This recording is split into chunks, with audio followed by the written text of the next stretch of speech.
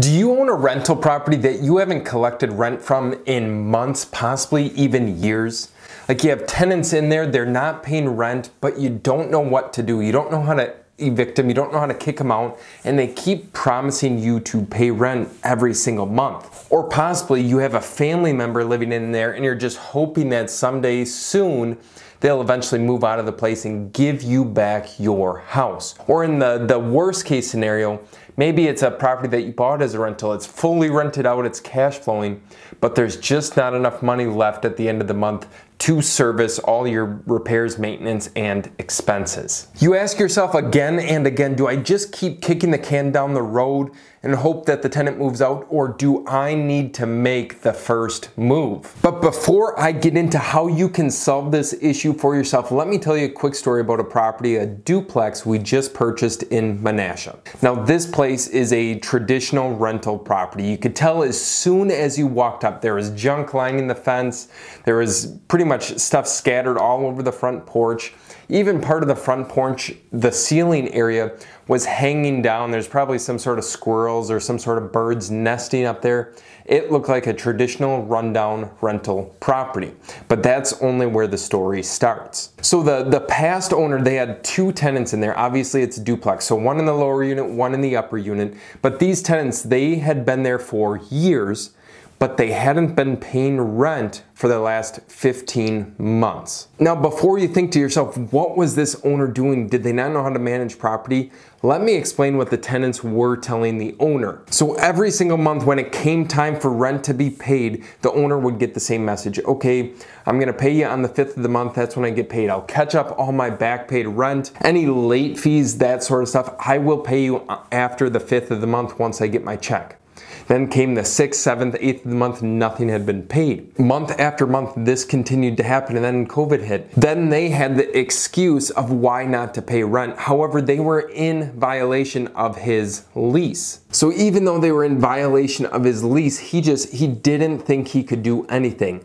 And to him, the easiest option was putting it on the back burner, not worrying about it, not getting the stress, the anxiety involved with it, all the while still having to pay the mortgage payment each month, paying the past due water bills, paying the past due utilities.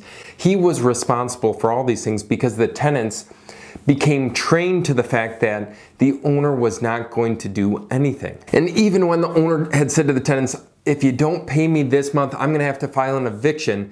And he kept repeating that, and they never received anything in the mail. They never received anything from an attorney stating as such. He was just basically blowing smoke, and they learned to realize this over the course of the 15 months or almost a year and a half of non-payment of rent. And yet on the owner's behalf, never once did he reach out to an attorney to discuss how he can remove these tenants. Never once did he pick up the phone or go on Google and have the conversation, possibly a $500 to $800 bill that he would have paid to get those tenants out, that he basically missed out on probably $7,000 to $8,000 in rent at least, probably more than that, but yet no phone call was ever made. And the reason behind this is because as humans, we always believe the best in people, or at least most of us do. So when the tenant says, yeah, I'm gonna pay you on the 5th of the month, or I'm gonna pay you after I get paid, you have the hope, you have the belief in them that they're actually going to follow through on what they're stating, that they're not actually lying to you. And when we don't, we're faced with the reality that some people just aren't as great as we might think. So the owner was busy with his job, he was busy with his family, with his wife, with his kids, and he put it on the back burner like I mentioned before. That is until he saw a video similar to this one that we were running as an advertisement. In the back of his mind, there was one of two things that needed to happen. Either he needed to get the tenants out of the property, or number two, he needed to sell the property. And over the last 15 months, he obviously did not get the tenants out of there, so it was on to the second option. So what did he do? He reached out to a local real estate agent and had them come over. He went through the listing presentation. They pulled comps on the property. They toured the lower unit of the property.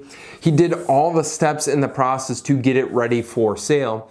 And then came the realtor to tell him, we need to have access to both units in order to show the property, and we need the tenant cooperation, which he hasn't had for the last 15 months.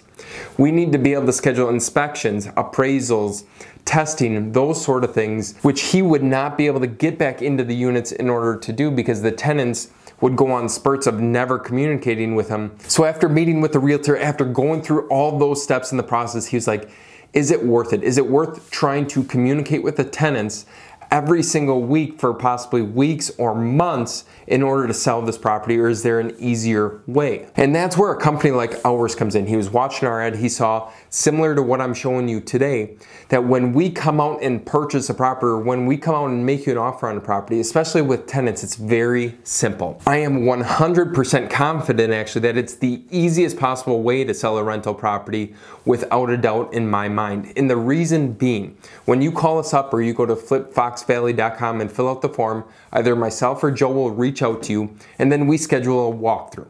Now with tenants, it can sometimes be difficult because you might not want them aware that you're interested in selling the place. So what do you do? Well, we've seen owners in the past, they reach out to the tenant and tell them that a home appraiser is coming through, that an inspector is coming through from the city, that an insurance agent's coming through, or one of those scenarios, just so we can get in to view the property. Now when we go on the appointment, it's a simple walkthrough. It takes 15 to 20 minutes. We only walk through the property once, and we will provide you with an as-is offer to buy the property, and the tenants will never have to know up till the day of closing. Now, you probably are thinking, well, this sounds too good to be true. What is the catch?